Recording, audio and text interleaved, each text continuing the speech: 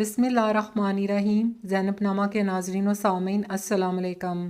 پاکستان میں ایسی بہت سی شخصیات گزری ہیں جو کئی ایسی وجوہات کی بنا پر اپنا نام بنا گئیں جنہیں یاد کر کے آج بھی کچھ پاکستانی خوش ہوتے ہیں تو کچھ طیش میں بھی آ جاتے ہیں۔ ایسی ہی ایک شخصیت پاکستان کی سیاسی تاریخ میں اہم کردار ادا کرنے والے ضیاء الحق کی بھی ہے، جنہیں دنیا اپنے اپنے انداز سے یاد کرتی ہے۔ سال 1985 میں پاکستان کے سابق صدر اور chief martial law administrator general Zia ul-Haq Sri Lanka کے سرکاری دورے پر گئے۔ دورے میں سابق صدر کے اہل خانہ بھی ان کے ہم تھے۔ اس دورے کا مقصد اسلام آباد اور کولمبو کے درمیان تعلقات کو بہتر بنانا تھا۔ اسی جذبے کے تحت سری لنکن حکومت نے جنرل ضیاء الحق کی چھوٹی صاحبزادی زین ضیاء الحق کو ایک نومولود ایشیائی ہاتھی تحفہ کے طور پر دیا۔ آج کے دور میں بہت کم لوگ جانتے ہیں کہ جنرل ضیاء الحق کی بیٹی زین ضیاء پیدائشی طور پر معذور پیدا ہوئی تھیں اور ان کا شمار خصوصی افراد میں کیا جاتا ہے، اور جنرل ضیاء الحق کو ان سے خصوصی محبت اور لگاؤ تھا۔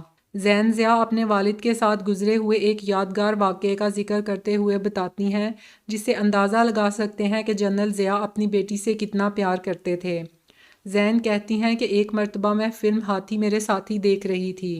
اس فلم میں ہاتھی مجھے بے حد پسند آیا۔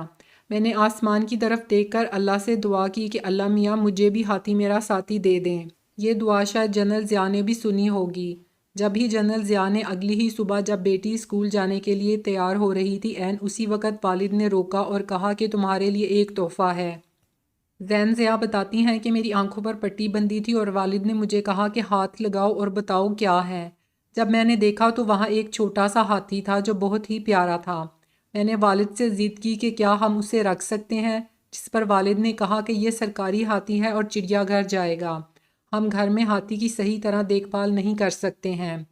زین ضیاء کے متعلق ایک اور واقعہ مشہور ہے کہ ایک دن پی ٹی وی کو سرکاری فون آیا کہ صدر پاکستان کی لاڈلی صاحبزادی زین ضیاء الحق ٹیلی ویژن سینٹر گھومنے کے لیے آنا چاہتی ہیں۔ صاحبزادی ذہنی طور پر کمزور تھیں، یعنی آئی کیو بہت کم تھا، جبکہ باپ کی بہت لاڈلی تھیں۔ والد کے ساتھ کبھی زین ان جیسی یونیفارم پہنے بھی نظر آتی۔ صاحبزادی سرکاری پروٹوکول میں باوردی افسروں کے ساتھ اسلام آباد ٹیلی ویژن سینٹر پہنچی تو بقول امیر امام صاحب پروٹوکول دیکھ کر ہمارے ہاتھ پاؤں پھول گئے۔ خیر اسی پروٹوکول کے ساتھ صاحبزادی کو ٹیلی ویژن سینٹر گھمانے کی ابتدا ابھی کی ہی تھی کہ وہ اچانک بضد ہو کر ڈٹ گئیں کہ مجھے تو قوم سے خطاب کرنا ہے۔ فوراً حکم کی تعمیل میں اسٹوڈیو میں ایک ٹیبل کرسی لگا دی گئی۔ وہ اڑ گئیں کہ یہ وہ کرسی نہیں جیسی ابو کی ہوتی ہے، وہی کرسی چاہیے۔ ساتھ آئے افسران بھی صاحبزادی کے حکم کی تعمیل کی ہدایات دے رہے تھے، جس کی وجہ سے ٹیلی ویژن اسٹاف اور امیر امام صاحب کی سانسیں پھولی ہوئی تھیں۔